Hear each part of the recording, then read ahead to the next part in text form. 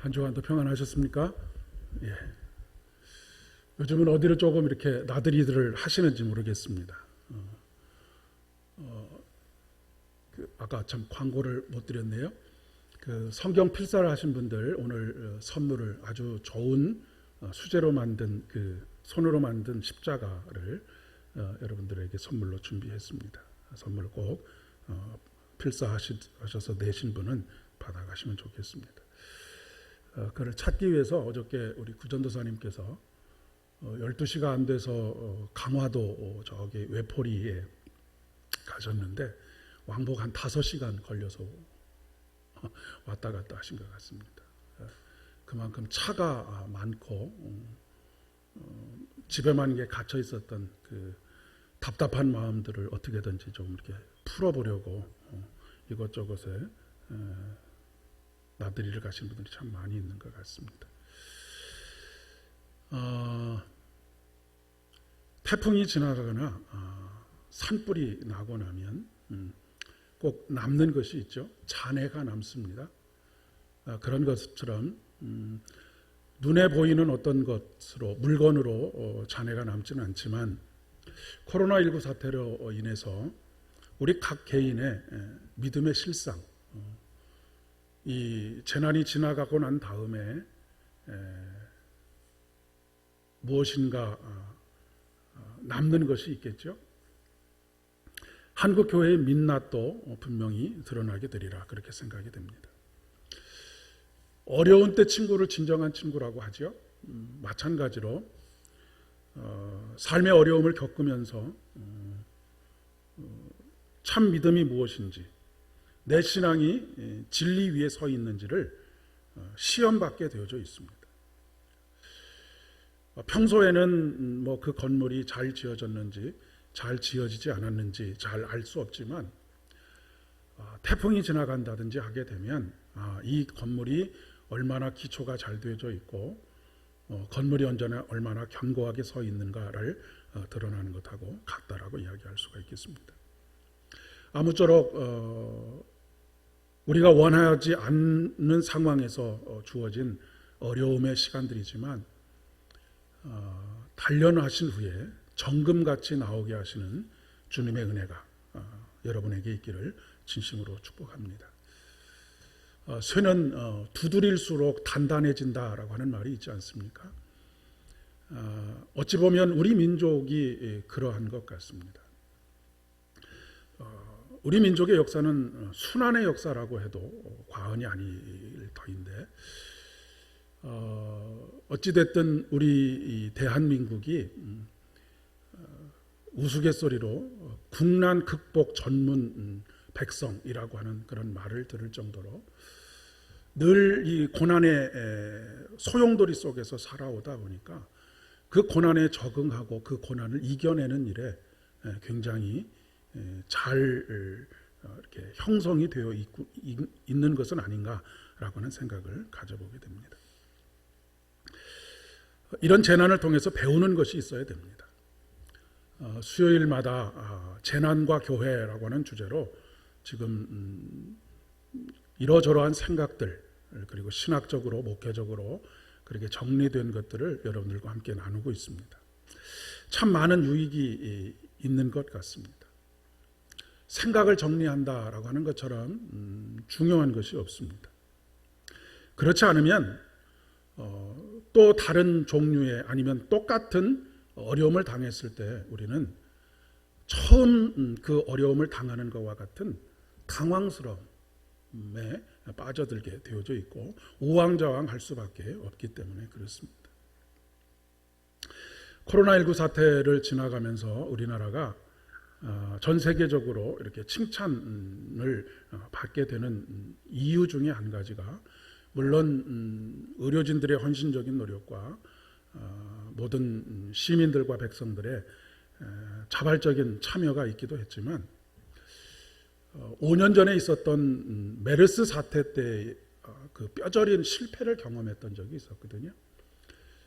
그때의 그 교훈들을 뼈저리게 반성하고 그리고 다시 그런 실패를 반복하지 않도록 하기 위해서 매뉴얼을 만들고 여러 가지 상황들을 상정하고 거기에 맞추어서 그 상황에 대처하는 그런 준비들을 해왔기 때문이다라고 그렇게 이야기할 수 있을 것 같습니다. 그때의 실패를 거울 삼아서 다시 피해를 최소화할 수 있는, 그렇기 때문에 실패에 대해서는 우리가 직면하는 것이 고통스럽다 할지라도 정확하게 직면하고 정확한 평가를 내릴 수 있어야 한다라고 이야기할 수가 있겠습니다. 어제 그제 고성에서 작년과 똑같은 산불이 나지 않았습니까? 거의 비슷한 패턴으로 작년과 똑같은 산불이 났는데 피해 지역이 작년에 33분의 1 정도밖에 피해를 입지 않았다고 합니다. 그 이유도 같은 이유입니다. 작년에는 너무 당황해서 그것을 어떻게 진압해야 될지를 알지 못하고 있는 상황 속에서 걷잡을 수 없이 막 민가가 다 이렇게 타고 사람의 생명의 위협을 받는 그런 상황 속에 있었는데, 그때의 그 뼈저린 실패와 실수를 다시 복귀하고, 그리고 또 여러 가지 이유들이 있지만 각각의 지자체로 나눠져 있던 소방 인력들을 소방청이라고 하는 것으로 하나로 묶어내고, 이런 상황에서는 이렇게 대처하고 저런 상황에서는 저렇게 대처하자라고 하는 매뉴얼들을 만들어서 그런 것들이 잘 정리가 된 상황에서 다시 똑같은 일을 당하게 되니까 무려 1년밖에 지나지 않았는데 33분의 1 정도의 피해만 우리가 입고 다행스럽게 그것을 막아낼 수 있었다라고 하는 이야기입니다. 마찬가지로 고난 속에서 우리들 또한 신앙적으로 재난에 대해서 나의 태도 그리고 행동 이런 것들을 잘 점검하고 생각을 정리하는 일들이 반드시 필요하다라고 그렇게 이야기할 수가 있겠습니다. 아이들 중에도요, 공부를 똑같은 문제를 틀리지 않게 하는 방법이 있는데 그 방법에 가장 좋은 것이 복습 노트를 만드는 것입니다. 보통 시험을 보게 되면 꼭 틀린 문제를 다시 틀리게 되거든요. 왜냐하면 틀린 문제를 내 것으로 만들지 않고 늘 맞은 문제만 가지고 다시 그것은 이제 푸는 재미들이 있기 때문에 그렇게 하는데, 틀린 문제를 정확하게 정리하면 다음번에는 똑같은 실수를 반복하지 않을 수 있는 것과 마찬가지입니다. 그러니까 신앙적으로 재난에 대한 생각들을 정리하지 않으면, 그리고 내 나름대로의 행동 양식을 만들어 놓지 않으면 그 고난의 소용돌이 속에서 믿음을 잃을 가능성이 굉장히 많습니다. 그리고 마치 홍수에 모든 것이 휩쓸려서 쓸려가는 것처럼 우리들의 믿음도 우리의 삶도 그렇게 쓸려갈 가능성이 많이 있다라고 하는 것입니다. 제가 어렸을 때 이 키를 까부른다고 하죠. 거기에서 열심히 이렇게 키질을 하면 쭉정이는 다 날아가고 알곡만 남는 것하고 비슷한, 우리의 신앙이 쭉정이와 같은 신앙이 되지 않기 위해서는 얼마나 우리의 영혼의 내면이 단단한 알곡으로 채워져 가고 있는가를 늘 점검해야 한다라고 하는 그런 이야기가 되겠습니다. 사실 초대교회는 고난의 연속이었다라고 그렇게 이야기할 수 있습니다. 오늘 말씀에 나와 있는 4가지 모든 본문들은 고난 속에서 그 고난을 극복해온 믿음의 사람들의 이야기들입니다. 베드로가 편지를 보내는 교회들이 처해져 있는 고난은 극심한 고난의 현장 속에서 믿음을 잃고 떠나는 이들이 엄청나게 많이 발생하는 그런 상황 속에서 베드로 사도가 그들에게 다시금 목자 되신 예수 그리스도, 그분을 붙잡고 그분의 품에 안겨서 그분의 돌보심과 그분의 그 먹이시고 입히시는 그런 삶으로 돌아가라라고 하는 그런 권면의 말씀을 하고 있는 것이죠.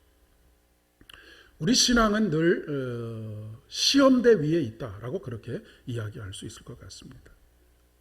안팎으로 이 고난의 상황들, 박해의 상황들이 끝날 줄을 모르기 때문에 그렇습니다.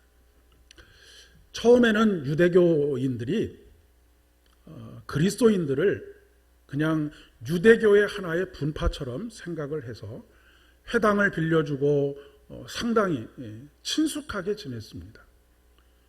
그럴 수밖에 없는 이유가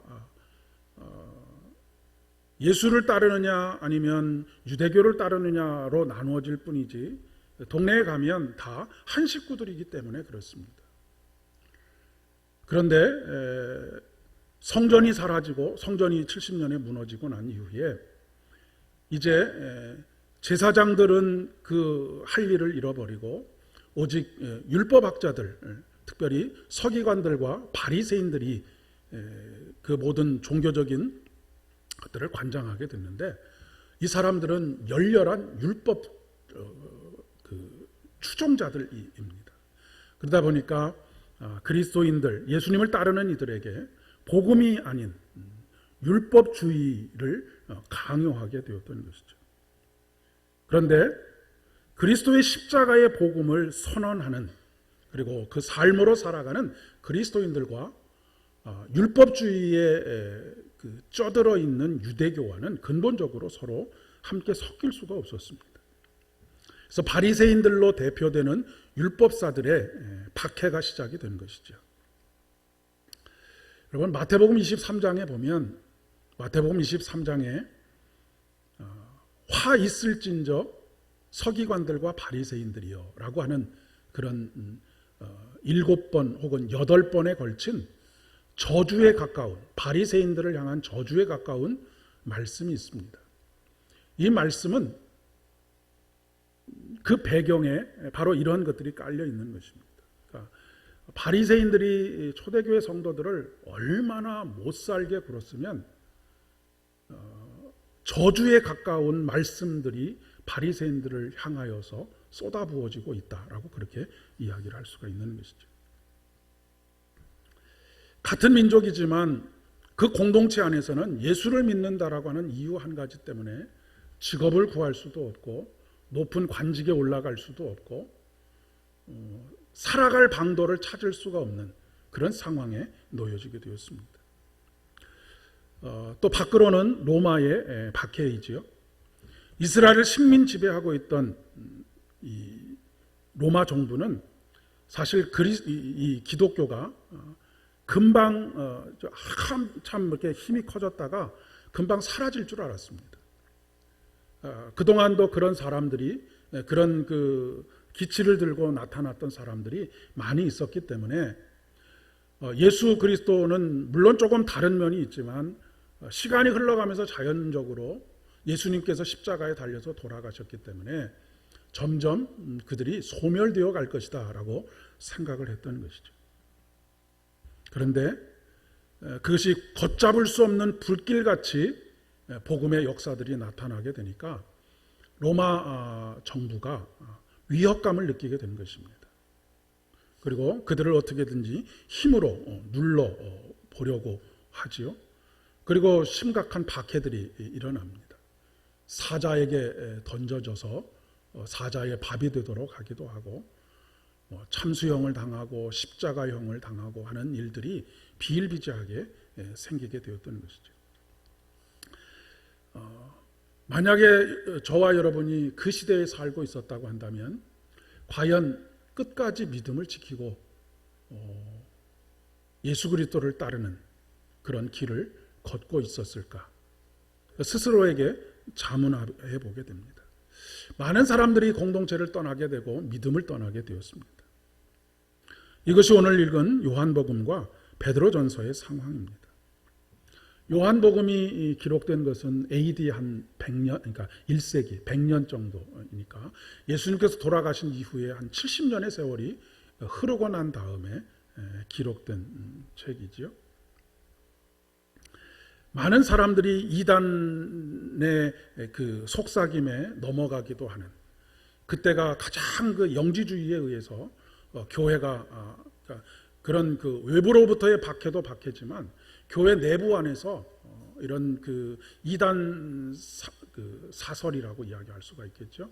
사이비, 이단 사이비들의 준동으로 인해서 교회가 뿌리채 흔들리고 있는, 그래서 사람들이 거기에 귀가 솔깃해서 그쪽으로 마음을 빼앗기고 하는 그런 일들이 아주 비일비재하게 일어나고 있었던 그런 상황입니다.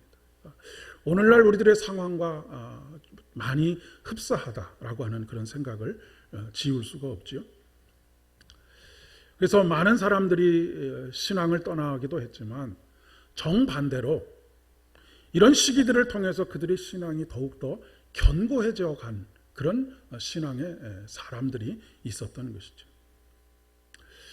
평소에는 참 신앙이 좋은 줄 알았는데 그런 박해 상황을 얼마 견디지 못하고 이내 믿음에서 떠난 사람이 있는가 하면, 평소에는 저 사람이 그냥 물에 물 탄 듯 술에 술 탄 듯 그런 신앙을 가지고 있는 것처럼 보이는데, 이런 고난의 시간들을 겪어가면서 더욱더 단단하게 그 믿음이 세워져 가는, 그러니까 그것을 하나씩 그 견뎌가면서 극복하면서 믿음이 어느새 더 많이 성숙해 있는 그런 성도들도 볼 수 있었다라고 하는 그런 이야기입니다. 사실 일제강점기, 일제시대의 그리스도인들의 특별히 믿음의 선각자들의 모습은 우리들에게 자랑스러움을 주는 것과 동시에 우리들에게 부끄러움을 동시에 가져다 줍니다. 왜냐하면 민족 대표 33인 중에 많은 분들이 일제 36년의 시간들이 지나가면서 그러니까 뭐라 할까요? 나중에는 일제를 찬양하고 일제에게 부역하는 일들을 하게 됩니다. 끝까지 믿음을 지키지를 못했던 것이죠. 그러니까 지금 그 일제시대의 그 선각자들에 대한 평가가 극명하게 나뉘어지는 이유가 바로 여기 있습니다. 비록 끝에 가서는 그렇게 실수했다고 할지라도 그의 삶의 많은 부분들을 제대로 평가해야 된다라고 하는 측면이 있는가 하면, 또 일부는 결국 그들은 자신의 신념을 꺾고 믿음을 꺾고 우상에게 절했다라고 하는 평가를 받고 있기 때문에 그렇다라고 하는 것이죠. 그러나 그 판단은, 신앙적인 면에 있어서 판단은 우리들의 몫이 아니라 하나님의 몫이다라고 그렇게 이야기할 수 있을 것 같습니다.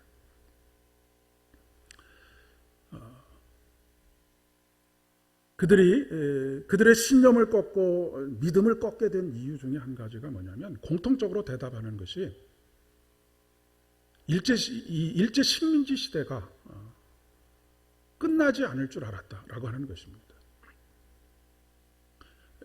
일본의 식민지로 살아가는 것, 그것이 평생 끝나지 않을 것처럼 생각되었기 때문에 결국 그렇다고 한다면 여기에 맞춰서 살아가야 된다라고 그렇게 생각을 했다는 것이죠. 우리가 이 고난의 시기를 지나면서 그동안 내가 무엇을 붙들고 있었는지 그것이 드러나게 됩니다. 오늘 이 자리에 계신 저와 여러분은 한 번도 빠짐없이 더욱더 견고하게 하나님을 붙드시는 그런 믿음의 사람들 되실 수 있기를 진심으로 축복합니다. 이런 어려움의 시간들이 지나면 지날수록 그 어려움의 시간들로 인해서 탈진이 되어지고 지치고 결국에 포기하게 되는 것이 아니라, 오히려 신앙이 어린아이들이 병을 한번, 감기 같은 걸 심하게 앓고 나면 한 뼘 성숙해 있는 것과 마찬가지로 우리 신앙도 그렇게 되어졌으면 참 좋겠다라고 하는 그런 간절한 바람을 갖게 됩니다. 하지만 쉽지 않죠. 하나님께 우리의 삶을 맡긴다라고 하는 것, 결코 그렇게 쉽지 않습니다. 물론 제가 설교 시간에 가장 쉽게 설교할 수 있는 것은 여러분 하나님께서 맡기십시오. 그러면 하나님께서 다 책임져 주실 것입니다. 라고 그렇게 여러분에게 말씀을 전할 수 있습니다. 그리고 그것이 진리입니다. 그러나 여러분 그렇게 말씀을 선포한다고 해서 우리가 우리의 삶에서 구체적으로 하나님께 우리의 삶을 맡길 수 있느냐라고 하는 것은 그렇게 쉬운 문제가 아니라고 하는 것이죠.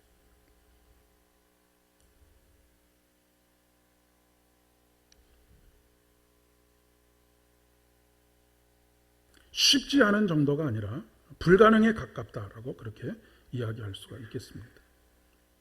물론 하나님께서는 우리에게 감당할 만한 시험만 주신다라고 하는 것이 옳습니다. 그런데 중요한 것은 우리가 어려움을 당하고 나면 우리에게 이런 능력이 있다라고 하는 것을 잊어버립니다. 왜냐하면 그 모든 상황에 압도당해서 우리가 굉장히 스스로를 작게 생각하고 마음이 위축되기 때문에 그렇습니다. 우리 자신을 굉장히 무가치하다라고 생각을 합니다. 나는 이것밖에 되지 않는다라고 하는 그런 열등감에 사로잡히기도 하게 되는 것이죠. 이런 상황 속에서 이런 상황을 수도 없이 겪었던 사도 바울이 그의 그 고난을 극복하는 여정들 속에서 배우게 된 일체의 비결 가운데 한 가지가 무엇이냐면 내게 능력 주시는 자 안에서 내가 모든 일을 할 수 있습니다 라고 하는 그런 고백입니다. 여러 번에 걸쳐서 여러분에게 이 말씀의 뜻이 내가 능력 있는 사람이 된다라고 하는 그런 뜻이 아니고 내게 능력을 주시는 그분이 나의 연약함을 아시고 내 안에서 그분이 일하신다 라고 하는 그런 의미라고 하는 것을 말씀을 드렸습니다. 그러니까 사도 바울도 40의 하나 가만매를 5번이나 맞고 풍랑에 죽을 고비를 넘기고 감옥에 갇히고 매를 맞는 일, 돌에 맞는 일 수도 없이 겪으면서 그 길을 계속해서 걸어왔습니다. 사도 바울이 처음에는 우리들하고 똑같이 자기의 마음을 다시 한번 다잡아보기도 하고 결심을 새롭게 해보기도 했지만 그 결심이 작심삼일이고 또 그보다 훨씬 더 큰 고난이 닥쳐왔을 때 속절없이 무너져 내리는 자신의 마음을 보면서 끊임없이 그는 하나님을 향한 그를 붙들어 주신 그의 영안을 열어주신 그 하나님을 향한 열망을 중단하지 않았던 것이죠.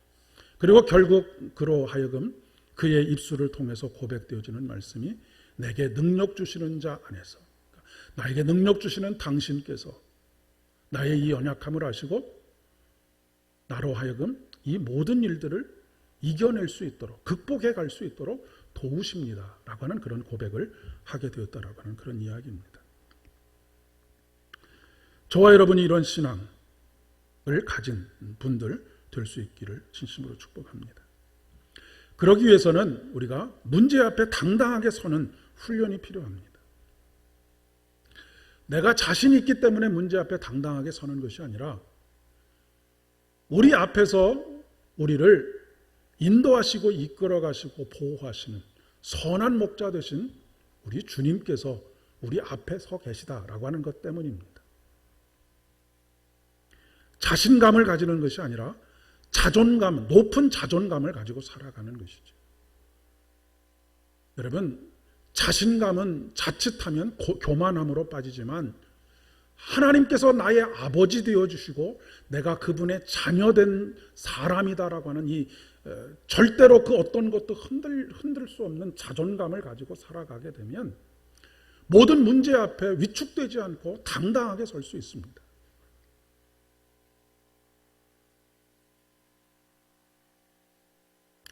사실 하나님께 나를 맡긴다는 고백처럼 피상적인 말이 없는 것 같습니다.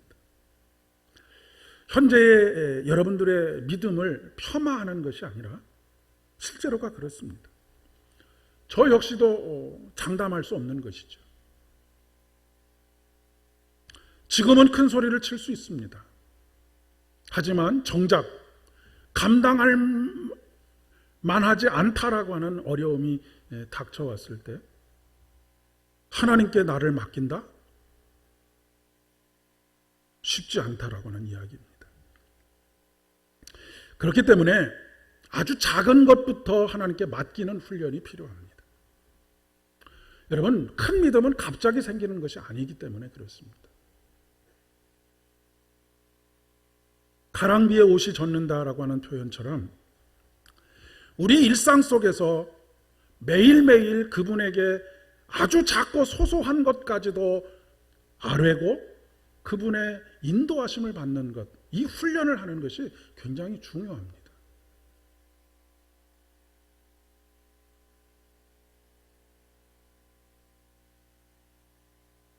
사도행전, 오늘 사도행전에 보면 초대교회 성도들의 모습이 묘사되어 있지 않습니까?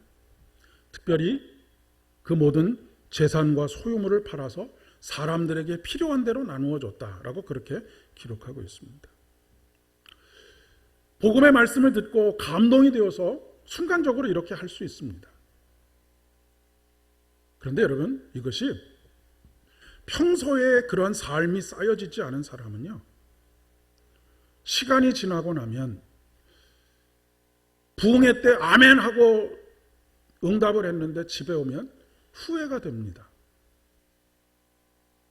그 대표적인 사람이 누구냐면 사도행전 5장에 나오는 아나니아와 삽비라이죠.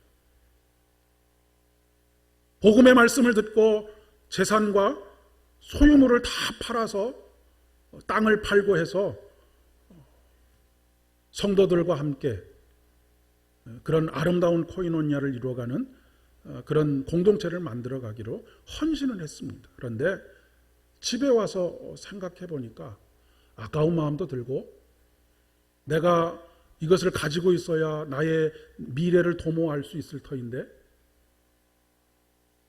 그러니 그 중에 한 절반 정도만 아니면 그 중에 일부만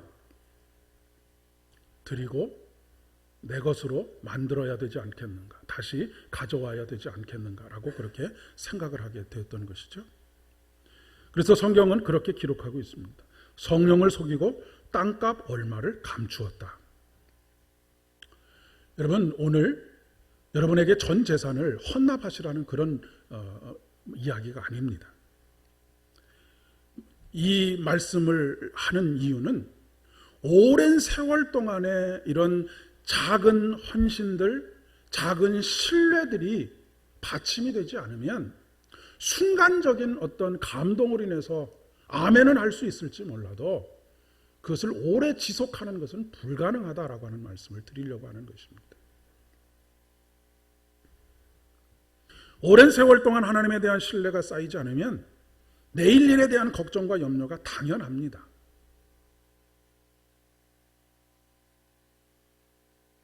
여러 번 말씀드린 것처럼 오늘 시편의 말씀인 시편 23편의 말씀은 굉장히 목가적으로 들리지만 다윗이 자신의 인생의 가장 밑바닥에 있을 때 지었던 시라고 하는 말씀을 드린 적이 있습니다.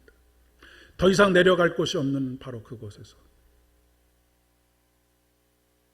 그는 여호와 하나님이 자신의 목자인 것을 고백하고 있습니다.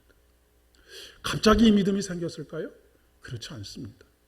여러분이 잘 아시는 것처럼 다윗의 삶은 고난의 연속이었습니다.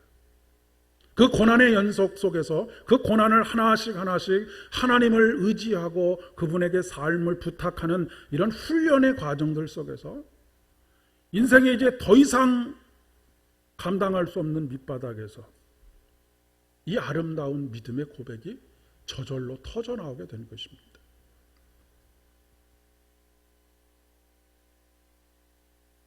천리길도 한 걸음부터라고 하는 이야기를 하죠. 인생은 결코 뛰어넘을 수 있는 것이 아닙니다.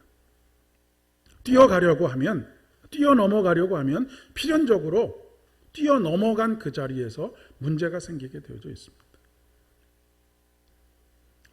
우리는 어찌 보면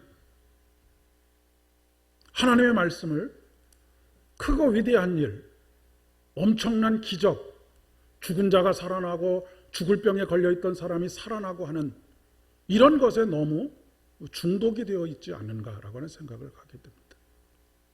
하나님께서 그런 능력이 없으시다라고 하는 말씀이 아니고 하나님은 죽은 자도 살리실 수 있는 능력이 있는데 너무 그런 것들에 이렇게 물들어 있다 보니까 정작 내 삶의 소소하고 일상적인 삶 속에서 우리가 누려야 할 하나님의 신비로움에 대해서 관심을 가지지 않고 그것이 우리 신앙에서 쌓여지지 않기에 결정적인 순간에 하나님을 내가 믿습니다.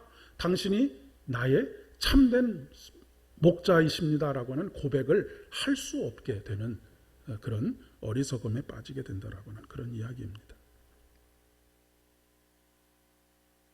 우리 신앙에 거품이 많이 끼어 있는 것이죠.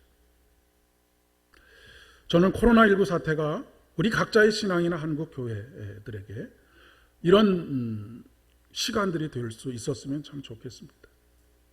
코로나19 사태만 그렇겠습니까? 우리 삶에서 늘 직면하게 되는 크고 작은 어려움들. 여러분이 잘 아시는 것처럼 저 집은 아무런 문제도 없고 아무런 고민도 없고 아무런 갈등도 없을 것 같다라고 생각하는 그 집에도 갈등은 다 있습니다. 어려움은 다 있고요.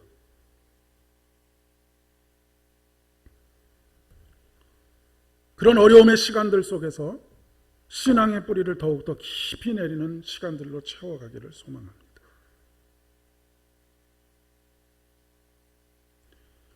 여러분, 예수님조차도 십자가 위에서 하나님께 자신의 삶을 부탁하지 않습니까? 내 영혼을 주님의 손에 맡겨드립니다. 나를 맡아주십시오. 하물며 우리 인생들이겠습니까? 특별히 들을 귀를 가지실 수 있기를 바랍니다.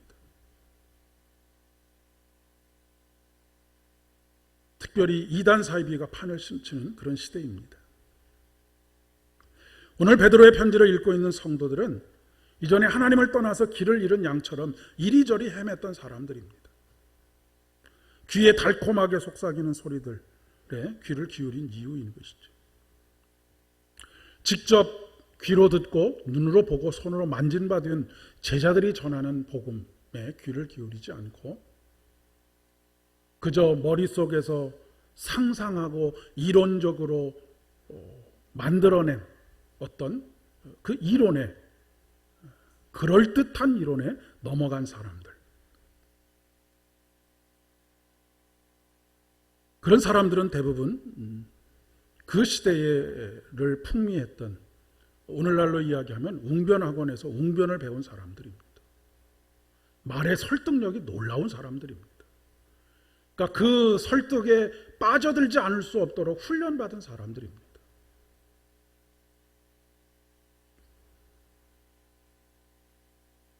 그들은 양을 도둑질하는 사람들이라고 이야기를 합니다. 영적인 분별력을 가져야 하겠습니다. 그러기 위해서는 어떻게 해야 되겠습니까? 자주 그 목소리를 들어야 합니다.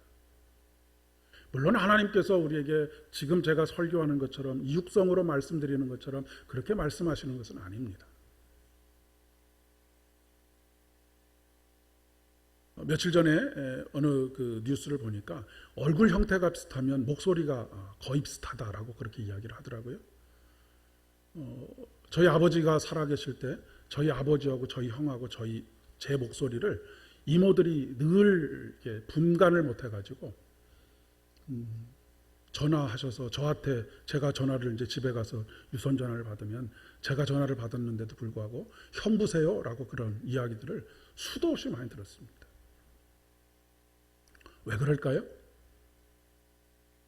어쩌다 한번 목소리를 듣기 때문에 그렇습니다. 집에서 매일매일 그 목소리를 들으면 아주 미세한 차이가 있다는 것을 다 알거든요. 이단 사이비도 마찬가지입니다. 끝이 다르다라고 하는 것, 너무나 유사한데 끝이 다른 아주 미세한 차이, 그것이 복음이냐 아니냐의 차이인 것입니다. 그러기 위해서는 끊임없이 들어야 합니다.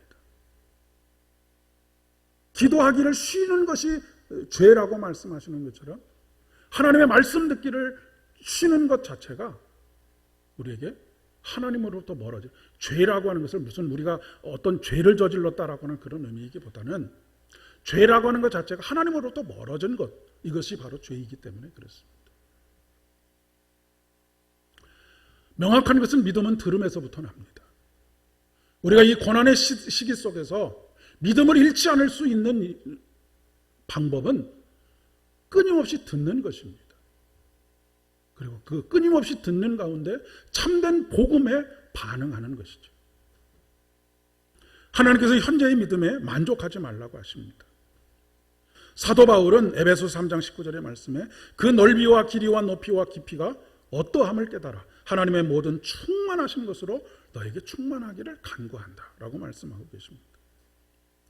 더 넓은 영적 세계로, 더 깊은 영적 세계로 나오라고 말씀하십니다. 더 깊은 곳에 가서 그물을 던지라고 우리에게 말씀하십니다. 예수님께서 이 땅에 오신 이유는 양들로 하여금 생명을 얻되, 생명을 얻는 것, 구원을 받는 것, 천국 티켓을 따는 것, 얻는 것, 그것에 만족하지 않고 생명을 얻되 더 풍성한 생명을 얻게 하려 하심이라 라고 하는 것이 오늘 요한복음 10장에 나와 있는 예수님의 말씀입니다. 이런 어려움의 시기들을 통해서 이전에 맛보지 못했던 하나님의 놀라우신 은혜를 맛보시는, 이전에 경험해보지 못했던 하나님의 놀라운 역사들을 또 경험하시는,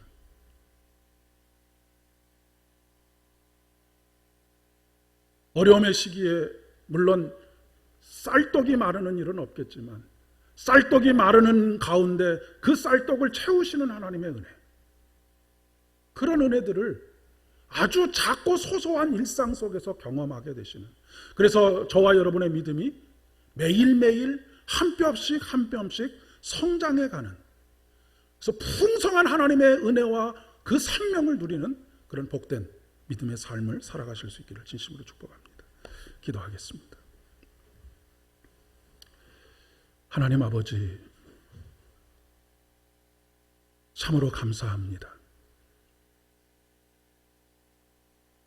목자를 잃고 방황하던 우리들에게 참 목자가 되셔서 푸른 초장과 쉴만한 물가로 인도하여 주시니 진심으로 감사를 드립니다. 이 어려움의 순간순간들을 주님의 손 꼭 붙잡고 잘 극복해 갈 수 있도록 은혜를 더하여 주시옵소서. 그 가운데 하나님을 향한 신뢰가 더욱더 쌓여지게 하시고 하나님의 음성에 귀 기울이는 훈련을 통하여서 복음 아닌 다른 것에 믿음이 흔들리지 않게 하시고 마음이 무너지지 않게 하여 주시기를 간절히 소망합니다. 세상에서 들려오는 뉴스들은 온갖 부정적인 뉴스들밖에 들려오지 않습니다. 물론 그것이 우리가 직면해야 될 현실이라고 하는 것은 알지만 그 가운데 우리가 우리의 마음을 빼앗기지 아니하면, 우리의 마음이 무너지지 아니하면 능히 하나님께서 그 모든 것들을 감당할 수 있도록 우리를 이끌어 주실 것을 믿습니다. 각 가정들을 세워주시옵소서. 사랑하는 성도님들 한 분 한 분의 믿음을 더욱더 굳세게 견고하게 붙잡아 주시옵소서. 모든 말씀 예수님의 이름으로 간절히 기도드립니다.